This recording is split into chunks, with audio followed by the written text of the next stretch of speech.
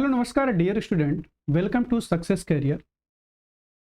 दोस्तों, CBT 2 ALP CBT 2 यानी कि असिस्टेंट लोको पायलट का सीबीटी 2 जो परीक्षा होता है उसमें पार्ट ए पार्ट बी होता है। जो पार्ट बी का पोर्शन है इलेक्ट्रीशियन ट्रेड के लिए, यानी कि जो पार्ट बी का होता है वो जो होता है ट्रेड का क्वेश्चन उसमें पूछता है, जो कि हम इलेक्ट्रीशियन ट्रेड का क्वेश्चन हम करवा रहे हैं।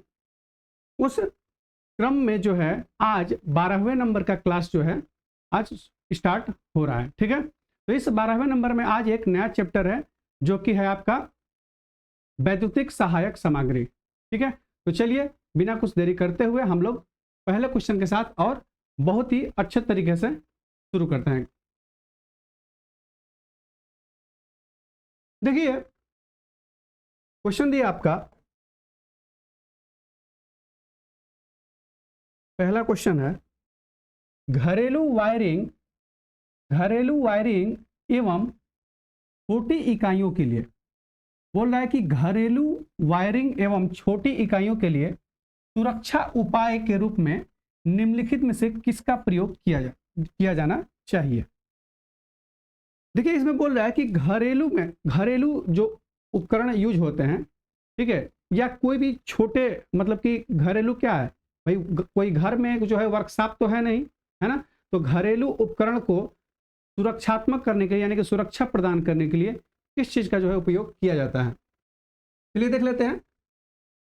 ऑप्शन दिया है OCB, oil circuit breaker. OCB दिया है, ये क्या होता है, ऑयल सर्किट ब्रेकर होता है, ऑयल सर्किट ब्रेकर होता है, ऑयल सर्किट ब्रेकर। ठीक है, देखिए ऑयल सर्किट जो ब्रेकर है इसका जो है हम छोटे अप्लायंस में यूज नहीं करते हैं बल्कि बड़े में यूज करते हैं। ठीक है, अब देखिए आपका दूसरा ऑप्शन दिया है एमसीसीबी। ठीक है, एमसीसीबी, इसका एमसीसीबी नहीं होगा।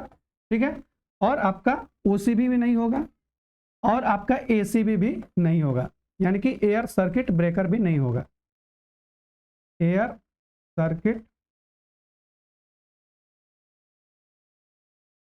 सर्किट ब्रेकर भी नहीं होगा।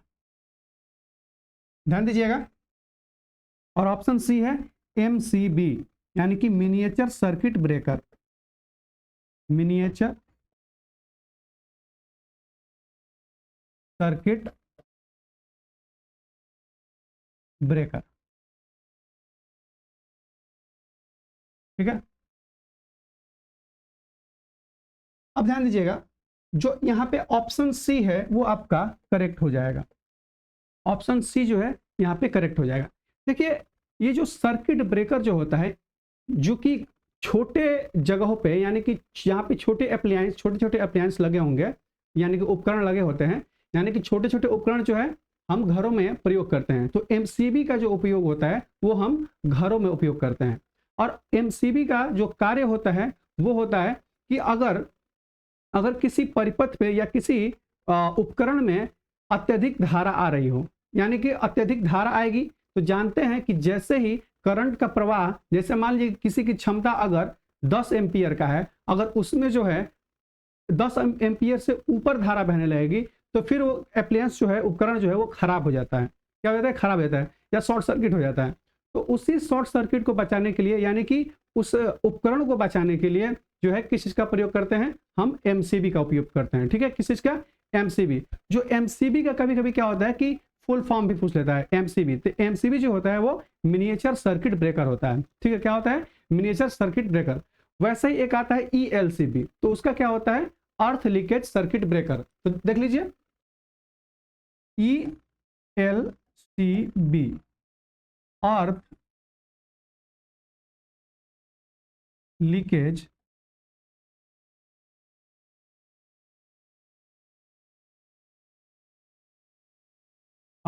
Circuit breaker. ठीक है, अभी बहुत तमाम से प्रकार के हैं, मैं एक एक करके आप लोगों को बिल्कुल बताऊंगा। ठीक है, तो इस प्रश्न के लिए जो है कि घरेलू वायरिंग में, मतलब कि छोटी इकाइयों के लिए जो उपयोग होता है वो जो होता है आपके लिए आपको MCB जो का यूज होता है, ठीक है, MCB, यानी कि ऑप्शन बी करेक्ट हो जाएगा, ठीक है। इस चीज को बिल्कुल आप लोग ध्यान दीजिएगा। अब देखिए एक चीज और, ये जो है ALP टेक्नीशियन 22 जनवरी 2019 में पूछा गया था, और ये देखिए हरियाणा शिफ्टिंग असिस्टेंट में भी ये पूछा गया था, और MP लाइन अटेंडेंट में भी पूछा गया था, और IOF इंडियन ऑर्डिनेंस फैक्ट्री में भी पूछा गया था। यानी कि 1 2 3 4, अब देखिए एक ही क्वेश्चन जो है 4 अलग अलग एग्जामों में पूछा गया था। तो सोचिए कि ऐसे क्वेश्चन जो है सर्किट ब्रेकर से कितना पूछा गया है। तो आप लोग जो है एक एक चैप्टर और एक एक क्वेश्चन जो है आप लोग के लिए बिल्कुल महत्वपूर्ण है। तो आप लोग जो है लगातार रूप से जो कि इलेक्ट्रिशियन का PYQ जो चल रहा है, ये जो अभी हमारा जो सिलसिला चल रहा है, ये PYQ का जो प्रीवियस ईयर क्वेश्चन पेपर है, यानी कि जितने भी मतलब कि भूतपूर्व यानी कि पहले का परीक्षा जो हुआ है, उन सबका जो है इलेक्ट्रिशियन का क्वेश्चन जितने भी है, हम उसका पूरा निचोड़ यहाँ पे लेके आए हैं। और इलेक्ट्रिशियन का जो है कि एक एक क्वेश्चन आप लोगों के लिए बहुत महत्वपूर्ण है। ऐसा नहीं है कि केवल ALP के लिए है, ये चीज ध्यान रखिएगा कि ये ऐसा नहीं है कि केवल ALP के लिए है। ये जो है इलेक्ट्रिशियन ट्रेड का जो है अगर कोई भी एग्जाम हो, ठीक है, चाहे वो इसरो में हो, चाहे वो DRDO में हो, चाहे अन्य जो भी PSU का नौकरी होगा, उसमें सब में जो है इलेक्ट्रिशियन ट्रेड का जो क्वेश्चन आएगा वो यहीं से उठेगा, ठीक है, यहीं से होगा। तो इस चीज को बिल्कुल ध्यान दीजिएगा। अभी जो सिलसिला चल रहा है ये PYQ का चल रहा है। जैसे ही ये PYQ जो है खत्म होगा, वैसे आप लोगों को शुरुआत किया जाएगा थ्योरी पे काम किया जाएगा, ठीक है। तो थ्योरी के लिए अभी जानते ही हैं आप लोग कि इस चैनल पे अभी तक केवल और केवल फिटर की क्लास ज्यादा फिटर पे मतलब कि बल दिया जा रहा था। अब जो है मेरे द्वारा मेरे एक छोटा सा ही प्रयास समझिए, और मेरे जो है मैं अपना 100% आप लोगों को देने का कोशिश करूंगा। तो इलेक्ट्रिशियन का जो है आप लोग बिल्कुल एकदम हमारे चैनल पे यानी कि सक्सेस कैरियर के इस चैनल पे आप लोग ज़्यादा से ज़्यादा क्या करिए कि इस चीज़ को सब्सक्राइब करिए, और वीडियो हमेशा एक एक क्लास को देखिए और अपने दोस्तों को शेयर करिए, ठीक है। तो चलिए हम शुरू करते हैं अगले क्वेश्चन। अब ध्यान दीजिए, थोड़ा सा हम ये देख लेते हैं। अभी बात कर रहा था मैं सर्किट ब्रेकर का, ठीक है, ठीक है। सर्किट ब्रेकर जो है MCB, अभी हमने बताया क्या, MCB मिनिएचर सर्किट ब्रेकर, इसका कार्य क्या होता है। तो अभी हमने बताया कि लोड या ओवरलोडिंग या शॉर्ट सर्किट से सुरक्षा करता है, ठीक है। क्या होता है कि उपकरण में ओवरलोडिंग होता है। ओवरलोडिंग कभी कभी क्या होता है, घरों में भी हम लोग देखते हैं कि जैसे ही हम कभी कभी क्या होता है कि स्टेबलाइजर किसी घर में नहीं होता है, स्टेबलाइजर गांव में तो अक्सर स्टेबलाइजर बहुत कम लोगों के पास होता है, या अब तो मान लीजिए कि स्टेबलाइजर का जो है कभी कभी क्या होता है कि अगर लाइट जो है फ्लक्चुएट करने लगता है, तो उससे क्या होता है कि तुरंत जैसे मान लीजिए कि उसको किसी उपकरण को धारा चाहिए, मान लीजिए कि 2 एम्पियर का, उसको आ गया 5 एम्पियर का, या वोल्टेज चाहिए मान लीजिए कि 200 का आ गया, ज्यादा आ गया, तो उससे क्या होता है कि उस चीज को उससे बचने के लिए, ठीक है, तो क्या उपयोग करते हैं हम MCB का प्रयोग करते हैं, यानी कि सर्किट ब्रेकर का प्रयोग करते हैं, ठीक है। अब ध्यान दीजिए, अब इसका जो है घरेलू उपकरण और वाणिज्यिक उपयोग के लिए, मतलब कि ये मतलब कि घरेलू के लिए, ज्यादा बड़े संस्थानों के लिए नहीं है। अब देखिए इसका जो होता है क्षमता वो 0.5 एम्पियर,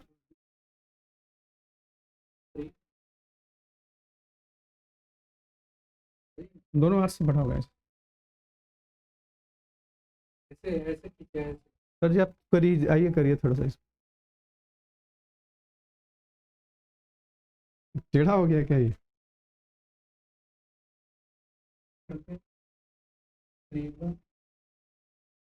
घूम क्यों जा रहा है। थोड़ा सा वेट करिए, थोड़ा सा जूम कर दिया जाएगा तो आप लोगों को दिखेगा, ठीक है, परेशान नहीं होइएगा। ये थोड़ा सा अभी हम लोग का ये जो है अभी मेरा नया नया है थोड़ा डिजिटल बोर्ड पे, ठीक है, तो इसलिए हो सकता है कि समस्या आ रही हो, पर कोई बात नहीं, आप लोग बस पढ़ने से मतलब रखिए, ठीक है। चलिए, धन्यवाद सर जी। तो देखिए अभी हम क्या बता रहे थे कि MCB मिनिएचर सर्किट ब्रेकर, ठीक है। तो जो मिनिएचर सर्किट ब्रेकर आप लोग समझ गए कि कार्य क्या होता है कि ये ओवरलोडिंग और शॉर्ट सर्किट के सुरक्षा करता है, ठीक है। और क्या है, ये घरेलू और वाणिज्यिक उपयोग के लिए है। और देखिए ध्यान दीजिएगा इस चीज को कि 0.5 एम्पियर से 100 एम्पियर तक का इसका क्षमता होता है, क्या होता है, कैपेसिटी होता है। यानी कि अगर बात आएगी कहीं पे 0.5 एम्पियर से 100 एम्पियर, यानी कि 0. मतलब कि 0.5 एम्पियर से 100 एम्पियर के बीच में अगर किसी चीज का उपकरण का अगर क्षमता होगा, तो उसके लिए हम MCB का प्रयोग करते हैं। ठीक है, चलिए नेक्स्ट देखते हैं। MCCB moulded case circuit breaker. MCCB का सबसे पहले जान दीजिएगा फुल फॉर्म क्या होता है। MCCB का मोल्डेड केस सर्किट ब्रेकर, यानी कि इसका जो कार्य है देख लीजिए, ये ओवरलोड शॉर्ट सर्किट और अंडर वोल्टेज सुरक्षा प्रदान करता है। ठीक है, देखिए खास तौर से हमें कोई भी सर्किट ब्रेकर हो उससे कोई फर्क नहीं पड़ता है, सभी का कार्य लगभग एक ही है। क्या चीज है, वो है अप्लायंसेस को सुरक्षा देना, शॉर्ट सर्किट से बचाना, ओवर जो है लोडेड को, मतलब ओवरलोड अगर हो रहा है, सॉरी ध्यान दीजिएगा, मतलब कि क्या है कि अगर उस किसी चीज का क्षमता है, पावर जो है 10 एम्पियर का है, अगर ज्यादा आ रहा है तो उसी को क्या है कंट्रोल करना, यानी कि उसको तुरंत क्या कर देना, वियोजन कर देना। ठीक है, यानी कि अवरुद्ध कर देना, यानी कनेक्शन कट कर देना। अब ध्यान दीजिए, इसका जो क्षमता होता है वो 100 एम्पियर से 2500 एम्पियर तक होता है। कितना, 100 एम्पियर से 2500 एम्पियर तक। अब इसका यूज होता है उद्योगों में और उद्योगों में उच्च क्षमता वाले जगह पे। अब ध्यान दीजिए, ELCB अर्थ लीकेज सर्किट ब्रेकर। ELCB इसका फुल फॉर्म क्या होता है, अर्थ लीकेज सर्किट ब्रेकर। दिख रहा है ना, चलिए इधर आता हूं मैं। देखिए ELCB अर्थ लीकेज सर्किट ब्रेकर, ठीक है, इधर ही सही था। चलिए ध्यान दीजिए, तो अर्थ लीकेज यानी कि देखिए अब ध्यान दीजिएगा एक चीज, एक जो ELCB होता है वो अर्थ लीकेज करंट से सुरक्षा प्रदान करता है, अर्थ लीकेज करंट से सुरक्षा प्रदान करता है। ठीक है, ठीक है, यानी कि जो भू संयोजन होता है, ठीक है, तो अर्थ लीकेज यानी कि जो भू संयोजन होता है उस करंट से आपका सुरक्षा प्रदान करता है। ये जो है घरेलू एवं औद्योगिक उपयोग में प्रयोग किया जाता है। ये 30 मिली एम्पियर से 1000 मिली एम्पियर तक इसका जो है क्षमता होता है। कितना होता है, 30 मिली एम्पियर से 1000 मिली एम्पियर तक। अब जैसे मान लीजिए इसमें क्या होता है कि कोई अगर हमने घरों में कनेक्शन कर दिया है, ठीक है, कनेक्शन कर देने के बाद क्या होता है कि कहीं पे नंगा तार होता है, खुला हुआ तार होता है, जैसे हम उसको टच करते हैं तो जैसे ही हमारे बॉडी से वो टच होता है वायर, खुला हुआ वायर, और जैसे ही वो भाई पृथ्वी यानी कि ये धरती पे जैसे ही हम लोग खड़े रहते हैं तो जैसे वो टच होता है क्या होता है, तुरंत क्या होता है, सर्किट ब्रेक कर देता है, तुरंत वो सर्किट को तोड़ देता है। बात समझ आ रही है, तुरंत वो सर्किट को तोड़ देता है। तो उसका जो है उस चीज के लिए मतलब कि अब ये क्या कह रहा है कि ELCB अब जो ये मानव को भी सुरक्षा दे रहा है, तो यहाँ पे ELCB का मतलब यही होता है कि क्या है, ये भी एक सर्किट ब्रेकर है। जैसे ही अगर कहीं नंगा तार हो, खुला तार हो, उसको टच करते हैं, भू संपर्क में आ जाता है तो क्या हो जाता है, तुरंत वो कट जाता है। ठीक है, वियोजन हो जाता है। चलिए ACB air circuit breaker, air circuit breaker. अब देखिए इसका जो कार्य है उच्च वोल्टेज शॉर्ट सर्किट और ओवरलोड से सुरक्षा करता है। ठीक है, अब ये बड़े पावर सिस्टम में उपयोग होता है। ये जो होता है 630 एम्पियर से 6300 एम्पियर तक होता है। ठीक है, इसका जो क्षमता होता है 630 एम्पियर से 6300 एम्पियर। अब ध्यान दीजिएगा, इसका जो क्षमता होता है, आप क्षमता को एक्यूरेट मत मानिएगा। क्यों, क्योंकि ये अलग अलग किताबों में अलग अलग जो है दिया रहता है। ठीक है, लगभग मान के चल सकते हैं। चलिए अब देखिए VCB यानी कि vacuum circuit breaker, vacuum circuit breaker. ये जो होता है हाई वोल्टेज नेटवर्क में शॉर्ट सर्किट और ओवरलोड से बचाया जाता है। मैंने क्या बताया कि भाई सर्किट ब्रेकर का काम ही क्या है, बस केवल अप्लायंसेस को सुरक्षा देना। ठीक है, यानी कि शॉर्ट सर्किट से बचाना या ओवरलोड से बचाना। अब ये जो होता है 11 kV से 33 kV तक के पावर सिस्टम को सुरक्षा प्रदान करता है, यह उसका क्षमता है। अब देखिए ये बहुत महत्वपूर्ण है, इस चीज को ध्यान दीजिएगा। SF6 circuit breaker short circuit को जल्दी और प्रभावी ढंग से नियंत्रित करता है। शॉर्ट सर्किट को क्या करता है, तुरंत एकदम काम करता है ना। और ये जो है उच्च वोल्टेज यानी कि 33 kV से 800 kV तक जो है इसका क्षमता होता है। एक होता है हमारा OCB oil circuit breaker. Oil circuit breaker जो है शॉर्ट सर्किट से सुरक्षा के लिए ऑयल का उपयोग करता है और मध्यम और उच्च वोल्टेज यानी कि 11 kV से 132 kV तक जो है इसका क्षमता होता है। अब देख लेते हैं 8वां RCCB यानी कि रेजिडुअल करंट सर्किट ब्रेकर, यानी कि ये जो होता है इसका कार्य होता है लीक करंट और मानव सुरक्षा प्रदान करता है। अब देखिए ये RCCB जो है ये क्या करता है, ध्यान दीजिएगा एक चीज, ये तो अर्थ लीकेज के लिए हो गया। अब जो मैं बता रहा था अभी इससे पहले, उसके लिए मैं अभी जाऊंगा, जो आरसीसीबी होता है, ये आरसीसीबी जो है मानव को सुरक्षा प्रदान करता है। ठीक है, इस चीज को थोड़ा सा करेक्ट कर लीजिएगा। तो मानव को सुरक्षा प्रदान के लिए आरसीसीबी का प्रयोग करते हैं। ठीक है, और ये जो है घरेलू और औद्योगिक उपयोग में होता है, घरेलू और औद्योगिक उपयोग में। हालांकि ईएलसीबी का भी उपयोग जो मैं बताया कि मानव के लिए, तो ये भी कोई गलत नहीं था। ठीक है, और ईएलसीबी भी और आरसीसी भी, और देखा जाए मुख्य रूप से तो आरसीसी भी ही इसका जो है उपयोग में आता है। यानी कि ये लीक करंट और मानव सुरक्षा प्रदान करता है, करंट को लीक होने से बचाता है। अब आगे देखिए 9वां नंबर, लास्ट में, आइसोलेटर डिस्कनेक्टिंग स्विच। अब देखिए ये रख रखाव के दौरान सर्किट को पूरी तरह अलग रखता है। पावर सब स्टेशन और उद्योगों में इसका उपयोग किया जाता है। ठीक है, चलिए आगे बढ़ते हैं।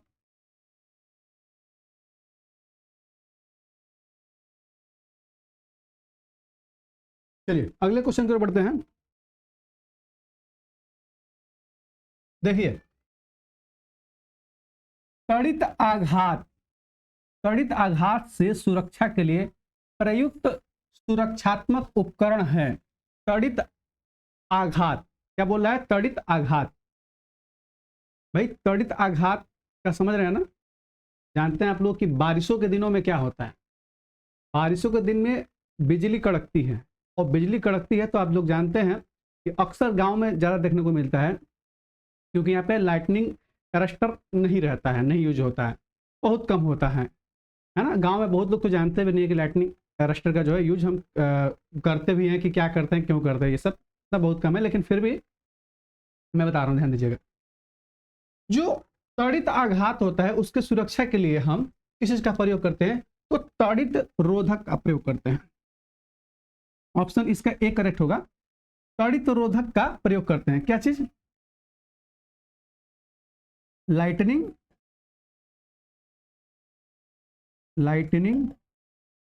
अरेस्टर।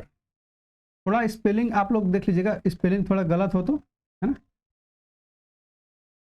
अब देखिए लाइटनिंग अरेस्टर यानी कि त्वरित रोधक, तो त्वरित आघात से सुरक्षा के लिए जो प्रयुक्त सुरक्षात्मक उपकरण जो होता है वो होता है त्वरित रोधक होता है।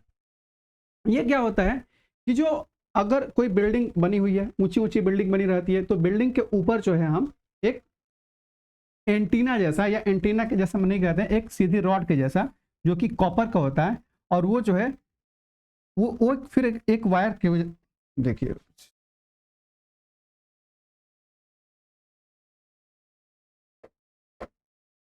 ये जो होता है एक लंबी सी और ऊपर नुकीला होता है, और वो जो है एक भू संयोजन होता है, यानी कि अर्थ में वो चला जाता है। या तो एक चीज इसका बहुत बढ़िया उदाहरण है, आप लोग देखे होंगे जो टावर लगे हैं, मोबाइल के जो टावर लगे रहते हैं, ठीक है, टावर में भी जो इसका जो है विशेष उपयोग है, बहुत ही विशेष उपयोग है, बिल्कुल इसका उपयोग किया जाता है। ठीक है ना?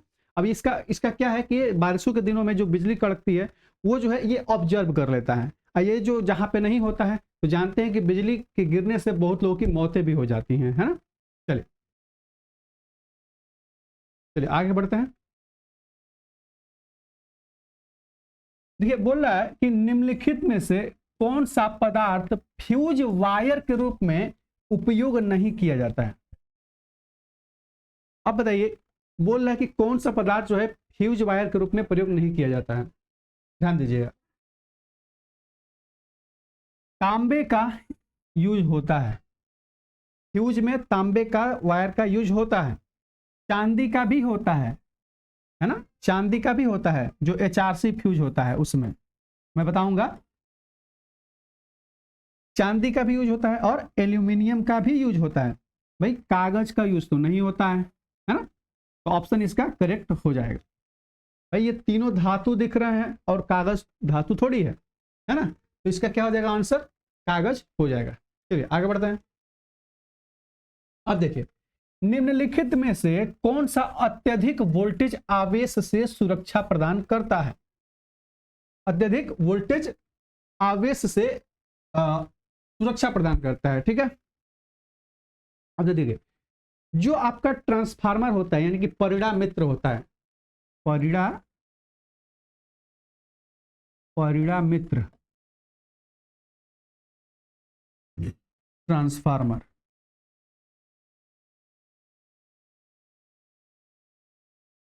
ट्रांसफार्मर। देखिए, तो जो परिणाम मित्र होता है उसमें जो है हॉर्न गैप होता है। क्या होता है? Horn gap. तो हॉर्न गैप का काम क्या है कि जो अत्यधिक वोल्टेज आवेश है उससे सुरक्षा प्रदान करता है। क्या होता है?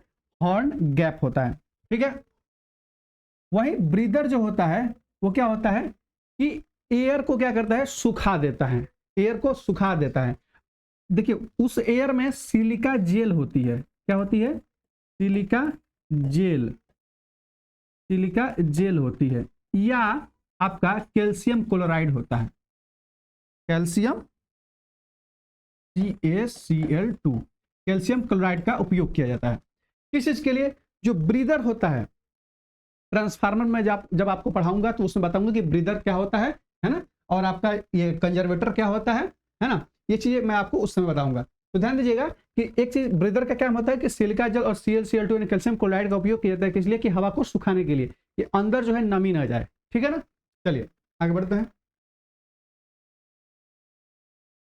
अब देखिए, 1.5T 1.5T यानी कि टी मतलब बोले यहाँ पे टन है, तो 1.5 टन कंडीशनर एसी है, ये एसी जो हम यूज करते हैं ना, कंडीशनर, एयर कंडीशनर के लिए किस रेटिंग का सर्किट ब्रेकर उपयोग किया जाता है? तो सीधी सी बात है, इसको याद रखिएगा। जो 1.5 टन कंडीशनर का जो है इसके लिए जो है हम लगभग 16 एम्पियर या 20 एम्पियर का यूज करते हैं, है ना, 16 से 20 एम्पियर लगभग। तो इसलिए इसमें 16 और 20 के नजदीक कौन सा है? देखिए 20 है, यानी कि ऑप्शन बी करेक्ट हो जाएगा। ठीक, कौन सा सर्किट ब्रेकर? 20 एम्पियर का सर्किट ब्रेकर का हम यूज करते हैं। ठीक है ना, 1.5 टन के लिए। आगे बढ़ते हैं। अब देखिए, बोल रहा है कि रक्षित परिपथ को बाईपास करने के लिए करने वाली तार को क्या कहा जाता है? तो ध्यान दीजिएगा, बाईपास की बात कर रहे हैं यहाँ पे, बाईपास करने के लिए। तो बाईपास क्या क्या मतलब है? एक चीज ध्यान दीजिए थोड़ा सा। मैं एक बैटरी बनाता हूं, ये मान लेते हैं धन ध्रुव है और ये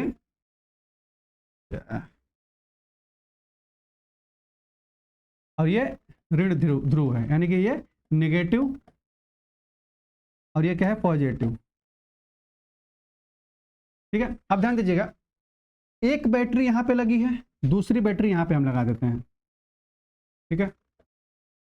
या एक चीज और आप लोग ध्यान दीजिए, बैटरी जो होता है वो सेल से मिलकर बनता है। बैटरी जो है, बैटरी भाई केवल बैटरी नहीं कह सकते हैं, अगर बैटरी का निर्माण होता है वो सेलों से बनता है। हम डायरेक्ट सेल को हम बैटरी नहीं कह सकते हैं, मतलब कि कई सेल मिल करके एक बैटरी का निर्माण करते हैं। कई सेल मिल करके क्या करते हैं? एक बैटरी का निर्माण करते हैं। तो ध्यान दीजिएगा, जो बैटरियों में कनेक्शन होता है वो जम्फर के द्वारा होता है। किसके द्वारा होता है? जम्फर के द्वारा। यानी क्या, अगर ये माइनस वाला है, अगर ये प्लस है, ध्यान दीजिएगा, ये माइनस ध्रुव है और ये प्लस ध्रुव है, तो माइनस एक यहाँ पे देखिए, यहाँ पे तो प्लस हो जाएगा। ठीक है। और यहाँ पे यहाँ पे माइनस हो गया। अब फिर यहाँ पे माइनस, यहाँ पे प्लस, फिर यहाँ पे माइनस, यहाँ पे प्लस, फिर यहाँ पे प्लस, यहाँ पे माइनस। ठीक है। जब इसको जो है जोड़ते हैं जब, तो निगेटिव वाला सिरा पॉजिटिव में, फिर पॉजिटिव वाला सिरा निगेटिव में, फिर निगेटिव वाला सिरा पॉजिटिव में। ठीक है। उसके बाद निगेटिव वाला सिरा पॉजिटिव में, पॉजिटिव वाला सिरा निगेटिव में, उसके बाद निगेटिव वाला सिरा पॉजिटिव में। अब यहाँ से हमारा 2 ध्रुव निकल गया। अब ये जो चीजें हैं यहाँ पे उपयोग किया गया है, ये जो है जम्फर का काम करता है। ये जो देख रहे हैं आप, ये जम्फर है, इसको क्या कहते हैं? जम्फर कहते हैं। देखिए, हम लोग जो घर में यूज करते हैं बैटरी, छोटा बैटरी, उसका तो हम नहीं कर सकते हैं, लेकिन जो बड़े बड़े बैटरियां होती हैं, जैसे कि मान लीजिए कि बैटरियों को जब जोड़ा जाता है, यहाँ पे तो मान लीजिए कि सेलों को जोड़ा रहा है, सेलों को जो है जोड़ा जा रहा है, लेकिन जब जहाँ पे बात आ जा रही है कि कई बैटरियों को जोड़ा जाए, तो भाई जब कई बैटरियों को जोड़ा जाता है वहां पे जो है जम्फर का यूज करते हैं। देख रहे हैं ना, ये जम्फर का ऐसे यूज करते हैं। जम्फर क्या है? कुछ नहीं है, जम्फर एक वायर ही है, बस क्या होता है, वो बहुत मोटा होता है और धातु का ही होता है, और वो एल्यूमिनियम का होता है या कॉपर का होता है। ठीक है, इस चीज को बिल्कुल ध्यान रखिएगा। ठीक है। यानी कि जम्फर का काम क्या है? एक सिरे को, मतलब कि किसी भी उसको बाईपास करने के लिए यूज होता है। ठीक है, यानी कि इस क्वेश्चन का जो आंसर हो जाएगा वो क्या हो जाएगा, जम्पर हो जाएगा, ऑप्शन बी करेक्ट हो जाएगा। ठीक है, चलिए देखिए क्वेश्चन नंबर 7 है, सिंगल पोल स्विच की ऊंचाई क्या होनी चाहिए। बोल रहा है कि सिंगल पोल स्विच की ऊंचाई क्या होनी चाहिए। भाई सिंगल पोल स्विच की ऊंचाई देखिए 0.33 मीटर दिया है पहले ऑप्शन में, भाई ये तो बिल्कुल नहीं होगा, इतना नीचे कहाँ होता है। 2.75 मीटर, भाई सीढ़ी लगा के थोड़े चढ़ना है, समझ रहे हैं। 2.75 मीटर ये भी नहीं होगा, 1.3 और ये 1.5, तो देखिए इसका जो करेक्ट आंसर हो जाएगा वो हो जाएगा 1.5 मीटर हो जाएगा। ठीक है, यानी कि जो सिंगल पोल का स्विच होता है वो 1.5 मीटर ऊंचाई पे लगाया जाता है। ठीक है, चलिए आगे बढ़ते हैं। प्रगलन घटक हमेशा होना चाहिए, बोल रहा है क्या कि प्रगलन घटक यानी कि फ्यूजिंग फैक्टर, ध्यान दीजिएगा फ्यूजिंग फैक्टर जो है, fusing factor should always be, प्रगलन घटक हमेशा होना चाहिए। तो ध्यान दीजिएगा कि जो प्रगलन फैक्टर होता है वो हमेशा 1 से अधिक होनी चाहिए। क्या होनी चाहिए, वो 1 से अधिक होनी चाहिए, यानी कि ऑप्शन इसका बी करेक्ट हो जाएगा, बी इसका करेक्ट हो जाएगा, 1 से अधिक होनी चाहिए। जो आपका फ्यूजिंग फैक्टर होता है, फ्यूजिंग फैक्टर यानी कि प्रगलन आपका घटक, तो प्रगलन घटक जो होता है वो होता है नियामक धारा, है ना, नियामक धारा और उच्च धारा, नियामक धारा उच्च धारा। तो ये जो होता है अगर ये 1 होता है तो ये क्या होता है 50% अधिक होता है, ये 1.5 हो जाता है। ठीक है भाई, ये 1.5 है, ये 1 है, यानी कि क्या है इसका, ये क्या है, इसका जो अनुपात है इससे ज्यादा, मतलब कि इन दोनों का अनुपात है, इससे जो है ये 50% ज्यादा हमेशा होता है। ठीक है, अगर ये नियामक धारा 1 है तो उच्च धारा जो हो जाएगा वो 1.5 हो जाता है। ठीक है, तो इसी का अनुपात को हम फ्यूजिंग फैक्टर कहते हैं। क्या कहते हैं, फ्यूजिंग फैक्टर कहते हैं। ठीक है,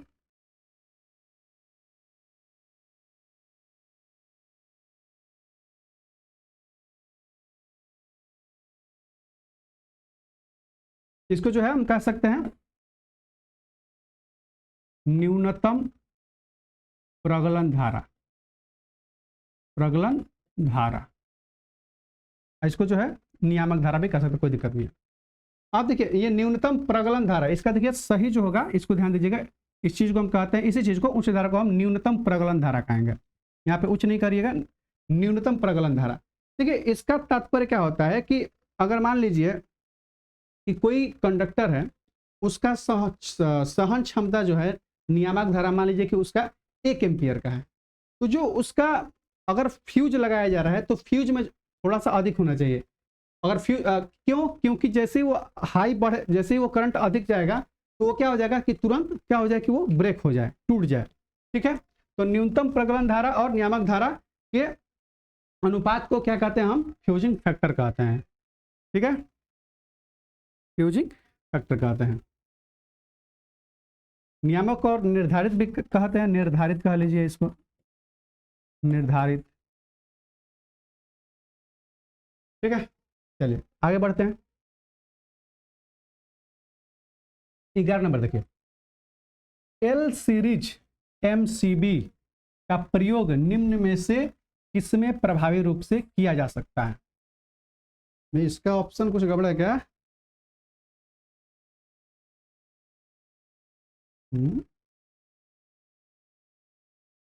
इसका 2 ही ऑप्शन दिख रहा है, ए बी।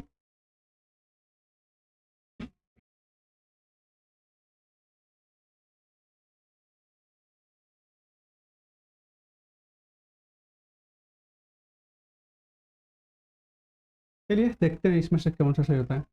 देखिए एल सीरीज एमसीबी का प्रयोग निम्न में से किसमें प्रभावी रूप से किया जा सकता है। L series,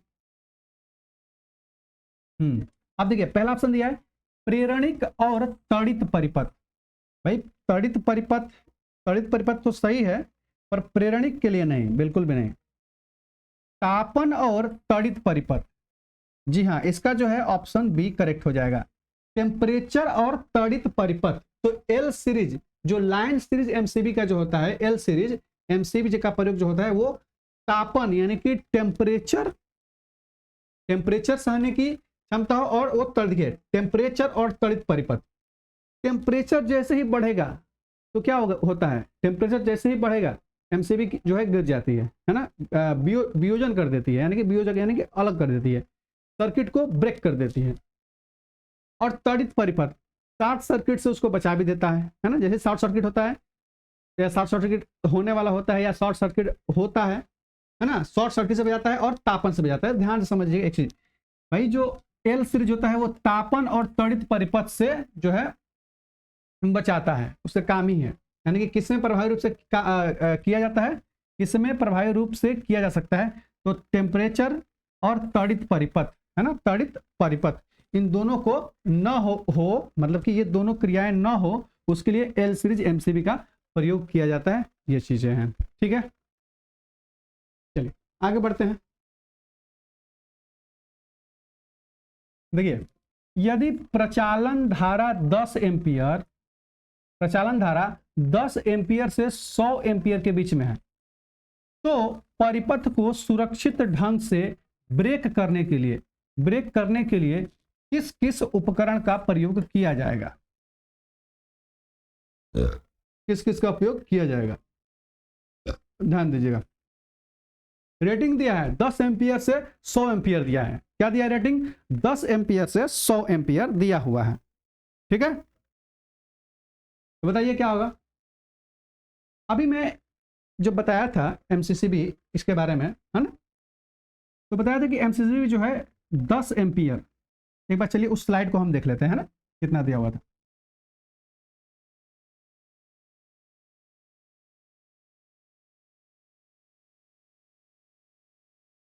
moulded case circuit breaker जो है ये कितना दिया हुआ है, 100 एम्पियर से 2500 एम्पियर तक, है ना। डाटा कुछ मैं बोला था ना कि डाटा कुछ गड़बड़ हो सकता है ना। यहाँ पे देखिए दिया है 100 एम्पियर से 2500 एम्पियर, और क्वेश्चन जो है आपका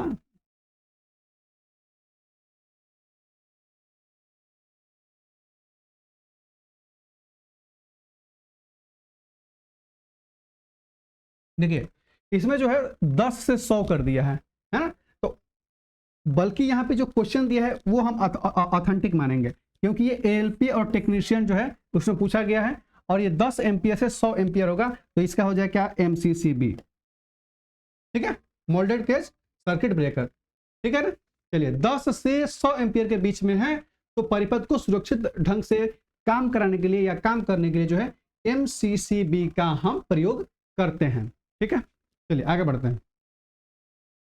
अब देखिए, किसी फ्यूज का फ्यूजिंग एलिमेंट किस चीज का बना होता है, किसी फ्यूज का फ्यूजिंग एलिमेंट, जो फ्यूजिंग एलिमेंट होता है किस चीज से बना होता है, फ्यूजिंग एलिमेंट किस चीज से बना होता है। तो देखिए आपका ऑप्शन दिया हुआ है, पहला ऑप्शन दिया है तांबा, और दूसरा ऑप्शन दिया है जो है आपका स्टील, इस्पात, है ना, और सी जो है माइका, और डी जो है लोहे या आयरन।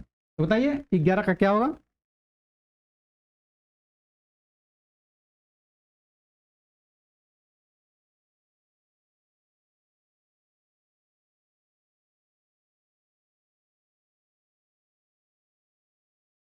बताइए फ्यूजिंग एलिमेंट किस चीज का बना होता है।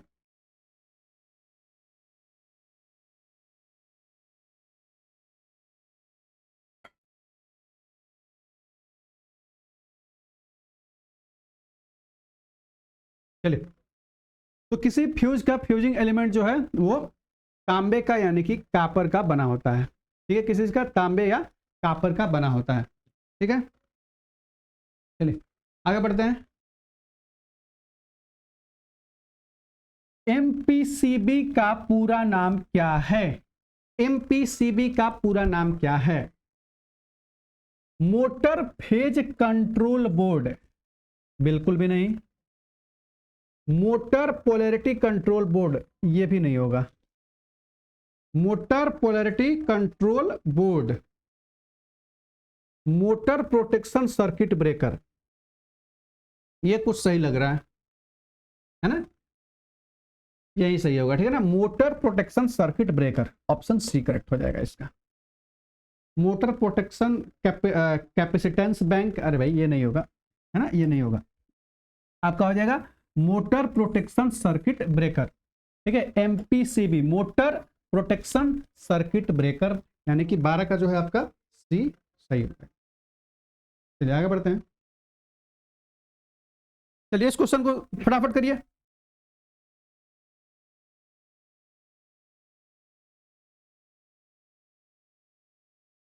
दिया हुआ है बंद अतिधारा, बंद अतिधारा बचाव द्वारा परिपथ के लिए केबिल में आवश्यक धारा प्राप्त करने के लिए सामान्य धारा वहन क्षमता के रेटिंग फैक्टर का गुणांक कितना होना चाहिए। यहां पे क्या बोल रहा है, रेटिंग फैक्टर गुणांक की बात कर रहा है, रेटिंग फैक्टर गुणांक,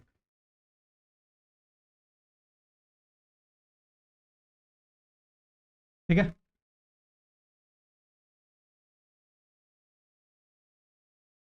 एक बार प्रश्न दोबारा से पढ़ते हैं कि बंद अतिधारा बचाव द्वारा परिपथ के लिए केबिल में आवश्यक धारा, अच्छा, केबिल में आवश्यक धारा प्राप्त करने के लिए सामान्य धारा वहन क्षमता के रेटिंग फैक्टर का गुणांक होना चाहिए। देखिए सबसे पहली बात कि ये तो लगभग 0.80 के आसपास होता है ना, कौन सा है, ये तो होगा नहीं, ये तो होगा नहीं, और ये 98, ये भी नहीं होगा, ठीक है, ये नहीं होगा। यहाँ पे आपका देखिए 0.81, ये बिल्कुल हो जाएगा सही, है ना। तो ध्यान दीजिएगा, जो बंद अतिधारा बचाव द्वारा परिपथ के लिए जो केबिल में आवश्यक धारा प्राप्त करने के लिए सामान्य धारा वहन क्षमता के रेटिंग फैक्टर का जो गुणांक होता है वो क्या होता है, 0.81 होता है, ठीक है। आरआरबी सिकंदराबाद में पूछा गया है ना, लोकोबायर उस समय का 2001 में। चलिए देखिए इस क्वेश्चन में देखते हैं थोड़ा सा। यद्यपि किसी विद्युत प्रतिष्ठापन का आईसीडीबी स्विच बंद अवस्था में है तो भी स्विच से संयोजित भार सामान्य रूप से कार्य कर रहा है, इसका कारण क्या है।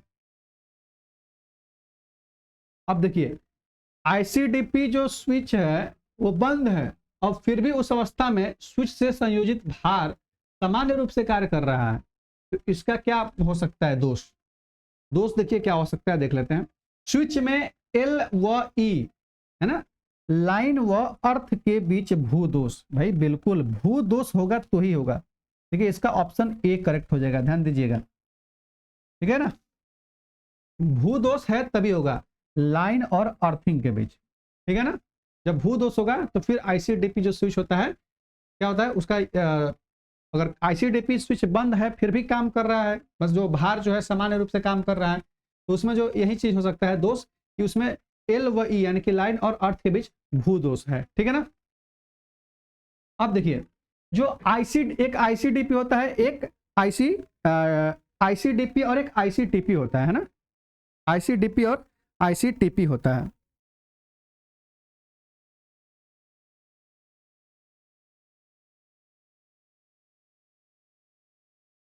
आईसीडीपी देखिए आयरन क्लैड, आयरन क्लैड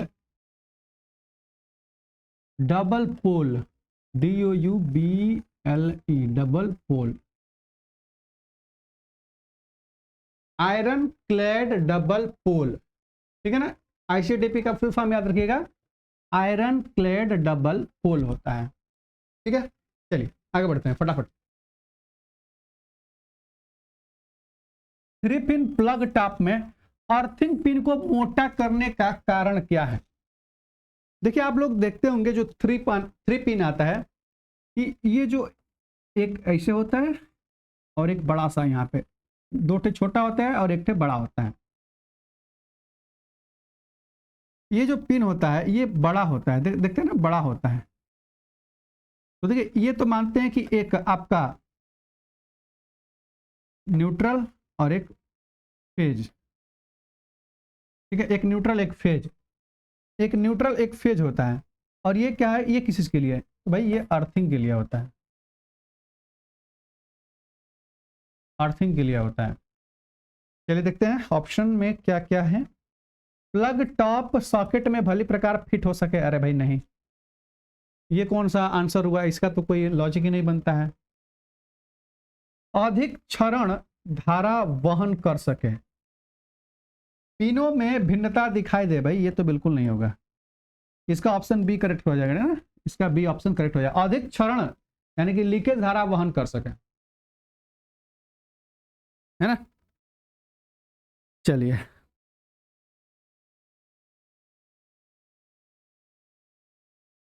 आगे बढ़ा जाए। 18 नंबर, सॉरी कितने में, 16 नंबर, फिर वही है क्या, नहीं। थ्री फेज लाइन में परिपथ को ऑन ऑफ करने के लिए, थ्री फेज लाइन में परिपथ को ऑन ऑफ करने के लिए समानता प्रयोग किया जाने वाला स्विच है, कोई नहीं, अभी मैं बताया आईसीडीपी, यहाँ पे आईसीडीपी नहीं होगा, आईसीटीपी हो जाएगा, क्या हो जाएगा, आईसीटीपी, आईसीटीपी। अब इसको याद करने के लिए भी एक तरीका है, क्या चीज बोल रहा है, क्या, थ्री फेज आईसीटीपी। यहां देखिए तीसरा नंबर पे टी, टी और टी जो है ट्रिपल, क्या चीज, ट्रिपल। तो ये हो जाएगा आयरन क्लैड, देखिए मैं लिखता हूं iron clad, iron clad triple pole, triple pole. अब देखिए आयरन क्लैड ट्रिपल पोल इसका फुल फॉर्म होता है, और जो थ्री फेज लाइन में परिपथ को ऑन ऑफ करने के लिए जो यूज होता है वो होता है आईसीटीपी, ठीक है ना। चलिए आगे बढ़ते हैं फटाफट। लघु रूप परिपथ, लघु परिपथ यानी कि शॉर्ट सर्किट वियोजक, लघु परिपथ वियोजक का प्रयोग आवश्यक है। अच्छा, लघु परिपथ वियोजक का जो प्रयोग है उसके लिए आवश्यक है, ठीक है। क्या आवश्यक है भाई, मोटर जनरेटिंग वायरिंग में, भाई मोटर जनरेटिंग वायरिंग में बिल्कुल भी नहीं, टेस्टिंग बोर्ड की वायरिंग में, अरे नहीं टेस्टिंग बोर्ड की वायरिंग में भी नहीं, ये जो होता है भवन के प्रत्येक कक्ष की वायरिंग में यानी कि एमसीबी का प्रयोग होता है, एमसीबी का भी प्रयोग होता है, यानी कि क्या, लघु, अरे भाई एमसीबी का ही हिंदी में हम लघु परिपथ वियोजक कहते हैं ना। अब देखिए भवन के प्रत्येक कक्ष की वायरिंग में, जब घर वगैरह बिल्डिंग वगैरह बनती है तो हर एक कमरे में जो है एमसीबी का प्रयोग होता है, हर बोर्ड में देखे होंगे, जो भी जो होता है आपका घरों में जो बोर्ड होता है वो हर बोर्ड में जो है एमसीबी लगा होना चाहिए। कई क्या होता है कि पूरा उसका दिया रहता है कई एक जगह पे, जैसे मान लीजिए 4 रूम है तो चारों को एक जगह शिफ्ट किया रहता है ना। चलिए हम आगे पढ़ेंगे, आगे देखेंगे, ठीक है। फिर हम ये बात केवल क्वेश्चन की करते हैं क्योंकि अभी हम लोग क्वेश्चन पर ध्यान देते हैं, ठीक है। और चीज ध्यान दीजिए कि जैसे ही सारा जो चैप्टर खत्म हो जाएगा इसमें, उसके बाद हम थ्योरी लेके आएंगे, ठीक है। और थ्योरी को जो है एकदम बहुत बढ़िया से, बहुत ही मेहनत करके वो अभी मतलब कि उसको तैयार हो रहा है ना।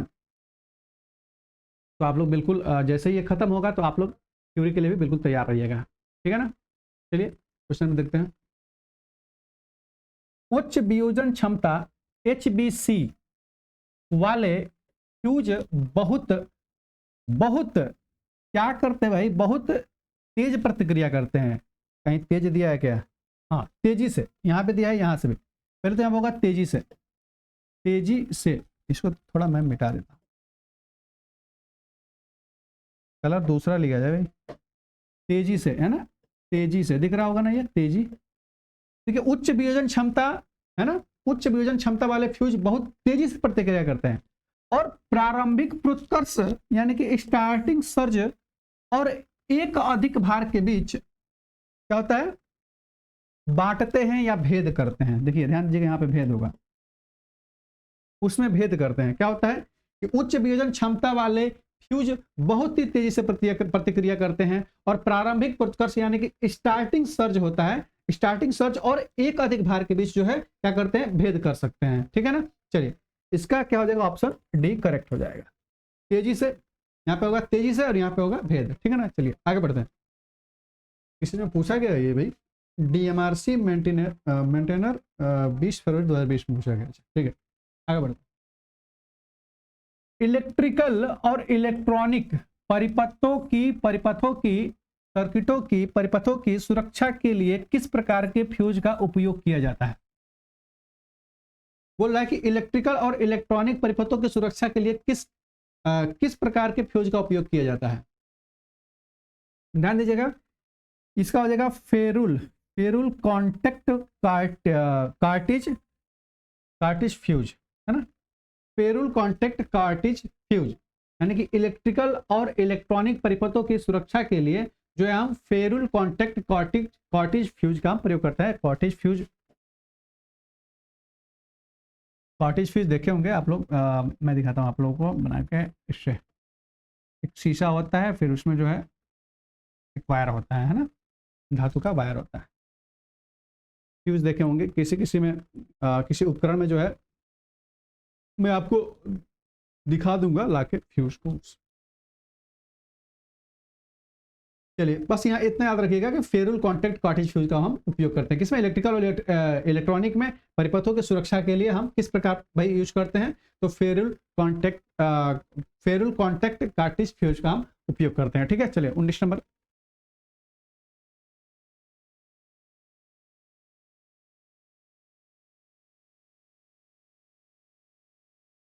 आगे बढ़ते हैं।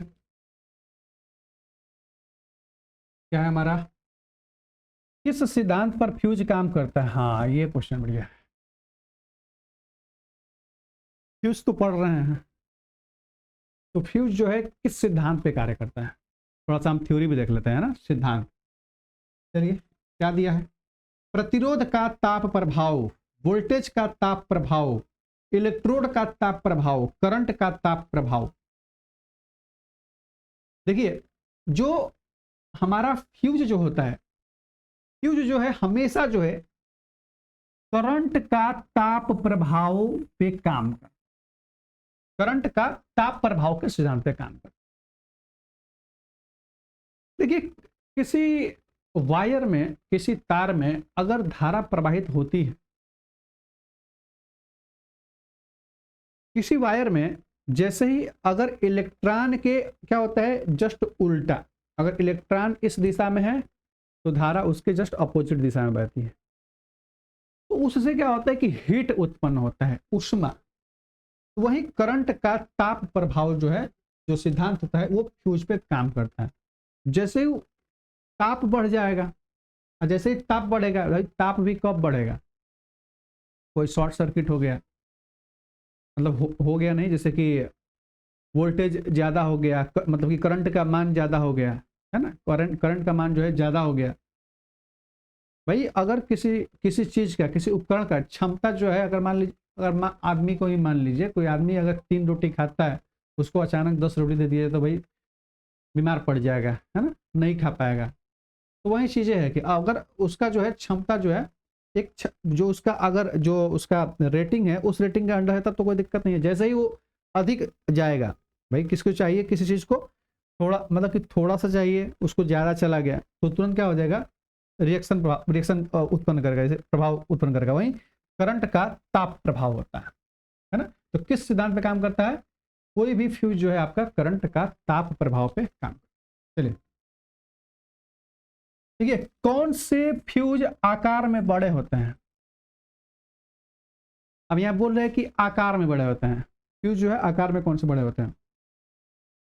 तो एक ही चीज याद रखिएगा, आकार में जो बड़े फ्यूज होते हैं वो डीसी फ्यूज होते हैं ना, डीसी फ्यूज आकार में बड़े होते हैं। ऑप्शन ए करेक्ट हो जाएगा। चलिए आगे बढ़ते हैं। निम्नलिखित में से कौन सा एक उच्च वोल्टेज फ्यूज है, उच्च वोल्टेज फ्यूज कौन सा है। अच्छा देख लेते हैं भाई क्या क्या है। ड्रॉप आउट फ्यूज नहीं है। रीवायरेबल फ्यूज, भाई रीवायरेबल फ्यूज वही जो हम लोग घरों में यूज होता है, करते हैं, फ्यूज में वायर चेंज करते हैं, ये क्या है, ये भी नहीं होगा, है ना, उच्च वोल्टेज के लिए ये नहीं होता है। स्ट्राइकर टाइप के फ्यूज ये भी नहीं है ना, स्ट्राइकर टाइप के भी नहीं है। ये कारतूस प्रकार के एचआरसी फ्यूज होते हैं। कौन से कारतूस प्रकार के एचआरसी फ्यूज होते हैं? एचआरसी फ्यूज है ना, एचआरसी फ्यूज के बारे में जब फ्यूज पढ़ाऊंगा ना थ्योरी में, आप लोगों को पूरे एकदम अच्छे से बताया जाएगा, है ना। अभी बस एचआरसी फ्यूज ही जानिए, है ना। मतलब इस क्वेश्चन का जो है उच्च वोल्टेज के फ्यूज की बात करेगा तो वो कारतूस प्रकार के एचआरसी फ्यूज का हम प्रयोग करते हैं। ठीक है, चलिए आगे बढ़ते हैं। 25 number, in digital relay the on and off state is represented in binary numbers as कितना, क्या क्या, 1 and 0, 1 and 0 रिस्पेक्टिवली। अंकीय रिले में ऑन और ऑफ अवस्था को द्विधारी संख्या क्रमशः 1 और 0 के रूप में दर्शाया जाता है। ठीक है ना, 1 और 0 यानी कि ऑप्शन बी करेक्ट हो जाएगा, है ना। 0 1 मत कर दीजिएगा प्रभु, क्या होता है ये सब। तो ऑप्शन बी इसका करेक्ट हो जाएगा। ठीक है, चलिए आगे बढ़ते हैं। देखिए, in which type of circuit breaker the high pressure air blast is used as an arc existing, है ना, क्या ये, हाँ, एग्जिस्टिंग मीडियम। इस प्रकार के सर्किट ब्रेकर में उच्च दबाव वाले एयर ब्लास्ट का उपयोग आर्क बुझाने के लिए, आर्क बोले तो यहाँ पे आग है, आग है, शॉर्ट सर्किट होता है तो भाई आग लग जाता है ना। तो हालांकि देखिए सर्किट ब्रेकर में क्या होता है ना, कि मैं सर्किट ब्रेकर जब आपको अच्छे से मैं बताऊंगा, जब थ्योरी में तो उसमें बताऊंगा कि सर्किट ब्रेकर में आग लग जाती है जैसे ही पावर अधिक होती है, यानी कि करंट जैसे अधिक बढ़ जाता है या वोल्टेज बढ़ जाता है। हालांकि करंट बढ़ जाता है तो ध्यान दीजिएगा, जो उसमें पावर जैसे ही बढ़ती है, ज़्यादा आ जाता है ना सर्किट ब्रेकर में, तो उस सर्किट ब्रेकर में क्या होता है कि आग लग जाता है, और उसी आग लगने, सर्किट ब्रेकर में आग लगता है और उसी से उसी वही जो सर्किट ब्रेकर होता है वो क्या होता है, उसको बुझा देता है। ठीक है, और तुरंत ट्रिप कर देता है। समझ आ रही है। तो आर्क बुझाने वाले माध्यम के रूप में किया जाता है। तो बताइए कौन कौन सा भाई क्या क्या है इसमें। देखिए पहले तो क्वेश्चन में ही देखिए, क्वेश्चन में ही आंसर छिपा हुआ है। किस प्रकार के सर्किट ब्रेकर में उच्च दबाव वाले एयर ब्लास्ट का उपयोग, देख लीजिए एयर ब्लास्ट लिखा है ना, तो देखिए तो कहीं है क्या, एयर ब्लास्ट सर्किट ब्रेकर, बिल्कुल ऑप्शन सी करेक्ट हो जाएगा, एयर ब्लास्ट सर्किट ब्रेकर हो जाएगा। ठीक है, चलिए आगे बढ़ते हैं हम आज के अंतिम क्वेश्चन पे, है ना। देखिए, निम्न में से कौन सा कम वोल्टेज फ्यूज का एक उदाहरण है? कम वोल्टेज फ्यूज का उदाहरण, कारतूस प्रकार के एचआरसी फ्यूज, सरल प्रकार के एचआरसी फ्यूज, एक्सपल्सन प्रकार के एचआरसी फ्यूज, या ड्रॉप आउट प्रकार के फ्यूज। तो बताइए 25 नंबर, ये लास्ट क्वेश्चन है, इसका जो है आप लोग जल्दी से आंसर बताइए क्या होगा, फटाफट बताइए इसका आंसर क्या होगा। देखिए कम जो है कम वोल्टेज फ्यूज का एक उदाहरण है, यानी कि कम वोल्टेज वाला जो फ्यूज होता है वो है आपका ड्रॉप आउट प्रकार के फ्यूज, ड्रॉप आउट प्रकार का फ्यूज, यानी कि ऑप्शन इसका डी करेक्ट हो जाएगा। ठीक है, तो देखिए आप लोग जो है